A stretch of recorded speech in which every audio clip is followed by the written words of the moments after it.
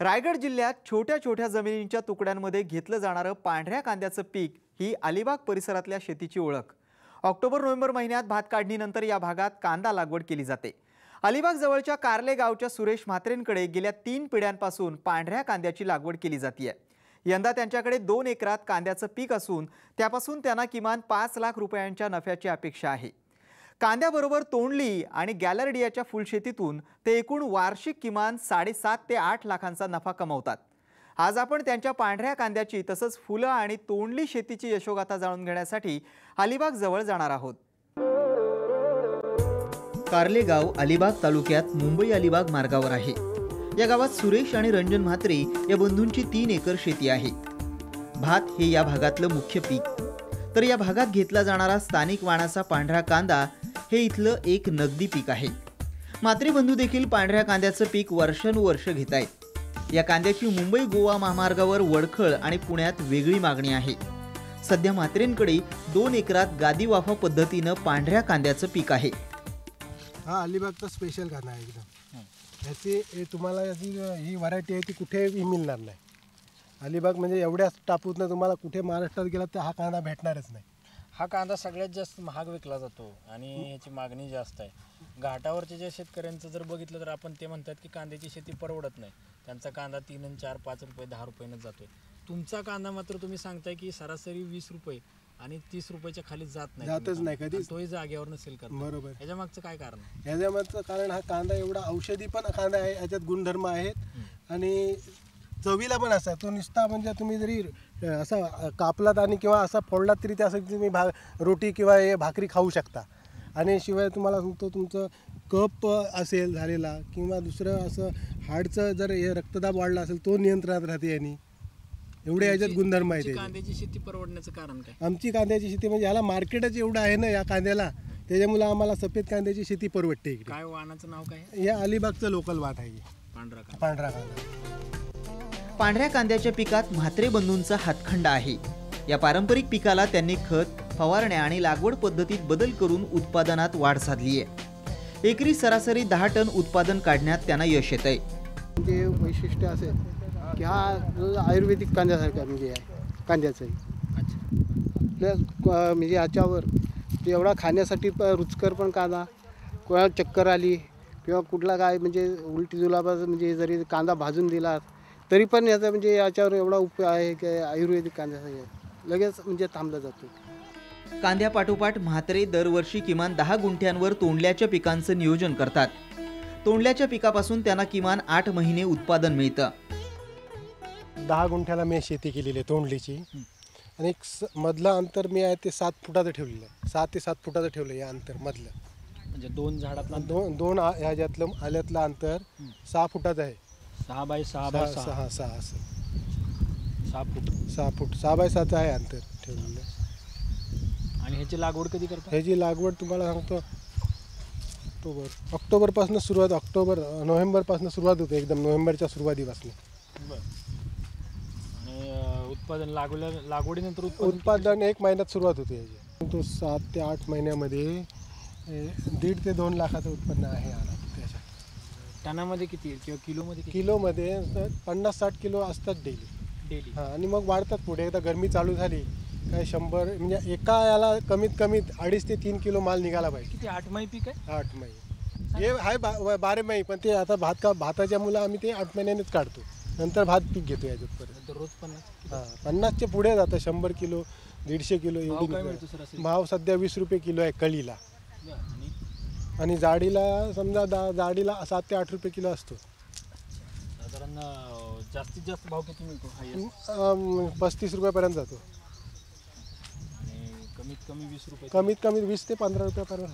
आणि विक्री कुठे होते? विक्री आम्ही इथे लोकल ह्याला देतो, दलालाला देतो, तिथून मग वाशीला जातो माझा। या दोन्ही पिकांबरोबर सुरेश म्हात्रे वर्षभर फुलांची लागवड करतात।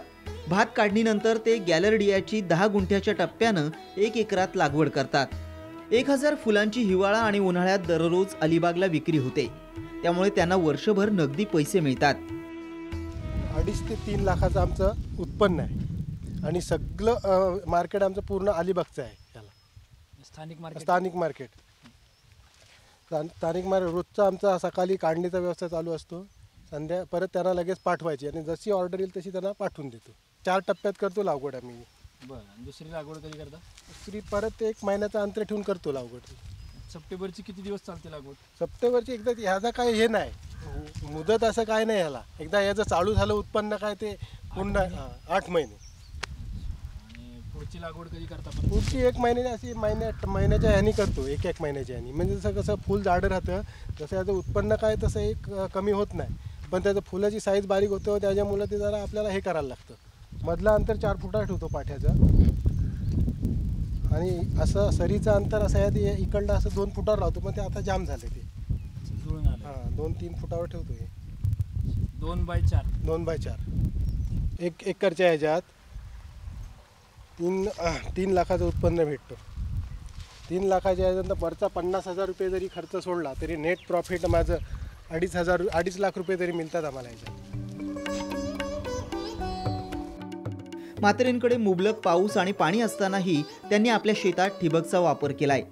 विशेष म्हणजे केवळ 1.5 अश्वशक्तीचा पंप वापरून ते पाणी बचत साधण्याचा प्रयत्न करतायत. ही माझी विहीर आहे. किती HP ची मोटर? 1.5 HP मोटर आहे ह्याच्यात. पाण्याचं नियोजन मी पाणी जाम काटकसर करतो पाण्याची. मी ह्याला तोंडलीला पाणी आणि याला बाकी याला ठिबकनीच पाणी देतो.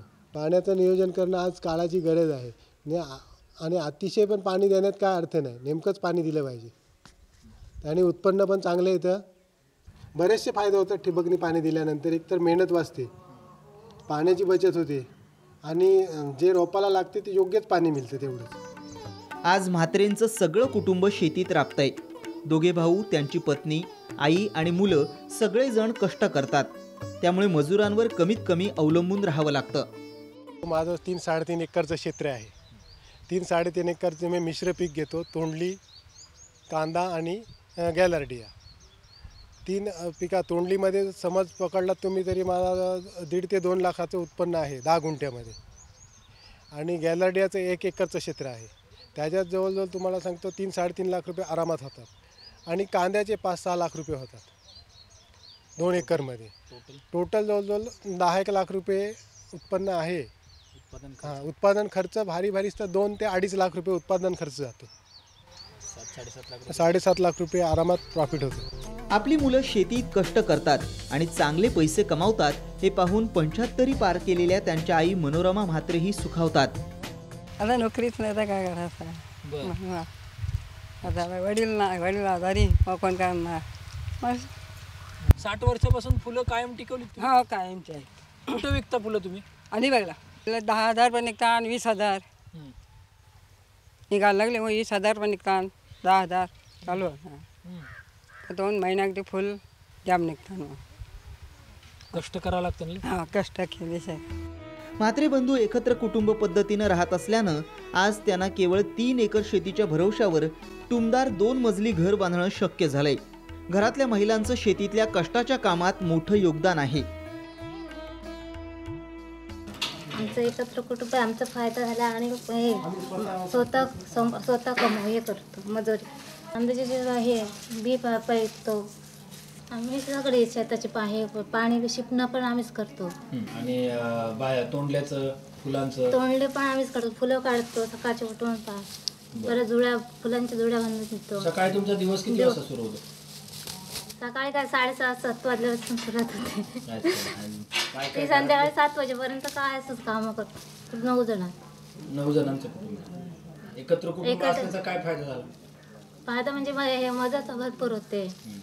घरात पण होते, बाहेर पण, शेतातले. शेतीच्या जीवावर एवढं चांगलं घर बांधलं तुम्ही, ते बाकीच्या लोकांना शक्य नाही होत. तुम्हाला कसं काय शक्य झालं? आमचं कसं व्यसन हे नाही, खाणं पिण्याचं. परत काय दोघांचं जेवण हे तर व्यसन नाही, दारू पण नाही. म्हात्रेंना शेती करताना कृषी सहाय्यक सविता गावंडेंनी मोलाची मदत केली आहे. ठिबकबाबत प्रबोधन असो किंवा गादी वाफ्यावरील कांदा लागवडीची माहिती दिल्यानं उत्पादन वाढीत यश मिळालंय. ठिबक त्यांना बसवण्यासाठी मी थोडा प्रवृत्त केला. त्याने ठिबकही बसवला. तुषार सिंचनचा पण प्रयोग करून बघितला. त्याच्यानंतर झेंडू लागवडचा एक नवीन प्रयोग करावा लावला त्यांना. तोही त्यांनी केला त्याप्रमाणे आणि तोही चांगल्या प्रकारचे सक्सेस केलेला आहे त्यांनी. त्याच्यानंतर कांदा लागवडीसाठी त्यांना आम्ही म्हणजे सुरुवातीला कमी क्षेत्र होतं. जेव्हा NHMमधून आम्ही त्यांना लाभ दिला तेव्हा त्यांचं क्षेत्र वाढवलं त्यांनी आणि त्याच्यापासून त्यांना पण खूप प्रमाणात फायदा झालेला आहे. पूर्वी कसं पारंपरिक पद्धतीने वाफे पद्धतीनेच ते करत होते. त्याच्यानंतर आम्ही ते गादी वाफ्याचं त्यांना टेक्निक सांगितलं. ह्या वर्षी त्यांनी गादी वाफ्यावर जवळजवळ 40 गुंठ्यात त्यांनी लागवड केली होती आणि त्यांना त्याच्यापासून चांगलं उत्पन्न मिळालेलं आहे. आता सुरेश म्हात्रेंसारख्या मातीतल्या शेतकऱ्यांची संख्या कमी होताना दिसतीये. काळ्या आईवर प्रेम केल्यास काळी आई भरभरून देत असल्याचा म्हात्रेंचा अनुभव आहे. जी काळी माती आहे किंवा काळी आई आहे तिची जर तुम्ही मेहनत केलीत तर ती वाया जाणारच नाही. आणि खरोखरच म्हणजे गाढवासारखं समजा काम न करता डोक्याचा वापर करून तुम्ही शेती केलीत तर आज बाहेर जाण्याची कुठे गरजच नाही. एवढं कोकणामध्ये शेतीला तर म्हणजे देशावरच्या शेतीपेक्षा कोकणामध्ये एवढा वाव आहे शेतीला. पण त्याच्याकडे तरुणांनी वळलं पाहिजे, माझं असं मत आहे. नव्या पिढीने शेतीकडे वळण्यासाठी समाजानं शेतीकडे बघण्याचा दृष्टिकोन बदलायला हवा असं मत म्हात्रेंनी व्यक्त केलंय. आज शेतीकडे बघण्याचा दृष्टिकोन जो आहे समाजाचा, त्याच्यामुळे तरुणाला पण आपण दोष देण्यात अर्थ नाही. तरुणाची आज मुलची तो शेती करायला जर लागला तर त्याला मुलचा तो लग्न करायला निघाला त्याला मुलगीच मिळत नाही मुलची, त्यामुळं तरुण याच्यात वळत नाही. जरी इच्छा असून पण शेतीमध्ये वळत नाही. समाजाची मानसिकताच बदलली पाहिजे. आज प्रत्येक मुलीचा पालक किंवा हे झालं तर ते काय बोलणार, आम्हाला सर्व्हिसवालाच मुलगा पाहिजे. याच्यामुळं तरुण जो तो आपला सर्व्हिसच बघतो कुठली छोटी मोठी. त्याच्यामुळे शेतीकडे आज दुर्लक्ष होताना दिसतं आपल्याला. तुमची पुढची पिढी शेतीकडे येते, शेतीकडे येणार, पण यांनी समाजाने दृष्टिकोन बदलला पाहिजे शेतीकडे बघण्याचा.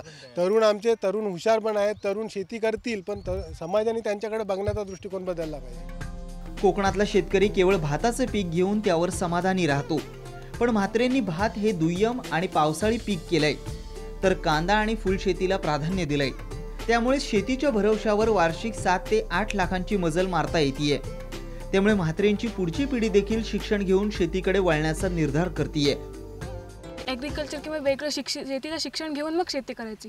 त्याच्यामुळं काय होतं की शेतीमध्ये अजून नवीन एखादं तंत्र आलं किंवा काय जे लोकांपर्यंत पोचलं नसेल तर त्या वेगळ्या पद्धतीने पोचवायचं, ह्याचं हे कारण. आणि तुझ्या पिढीतल्या मुलींची इच्छा नाही आहे पण शेती करायची, कारण त्यांना शेतकरी नवरा पण नको आहे आणि शेतात मातीत हात घालायला पण नको आहे, कष्ट पण करायला नको आहेत. उन्हातानात कोण राबणार, पाणी चिखलात भात कोण लावणार, खूप सारं कष्टाचं काम आहे, निसर्गाचा त्रास आहे. मग हे सगळं तू करणार तरी पण काय त्याच्या मागचं कारण काय? नाही असं कारण काही नाही, पण ते मला आवड. शेतीत पण फायदा आहे. म्हणजे सध्या एक मानसिकता झालेली आहे की शेतकऱ्याला काय मिळत नाही, शेतकऱ्याला पोरगी द्यायची नाही. चुकीचा गैरसमज आहे. व्यवस्थित मार्गाने शेती केली तर त्यात पण फायदा निघतो, त्याच्यापेक्षा जास्त फायदा निघतो. नोकरी झाली ना एक तयार की शेतीतनं काहीच मिळत नाही. हे कितपत खरं? मला तरी वाटत नाही खरं आहे, आमच्या इथं बघून तरी. रायगड जिल्ह्यात पाण्याची मुबलक सोय आहे, पण हिवाळा आणि उन्हाळ्यात जेमतेम पिकं घेतली जातात. या भागाला मुंबईसारखी मोठी बाजारपेठ जवळ आहे. त्याचा विचार करून शेतकऱ्यांनी नगदी पिकांकडे वळल्यास त्यांच्यावर शेती परवडत नाही या कारणाखाली जमिनी विकण्याची वेळ येणार नाही, हेच म्हात्रे बंधूंनी दाखवून दिलंय. कॅमेरामन अश्विन आंबटकरसह संदीप भुजबळ, साम टीव्ही, कारले, अलिबाग.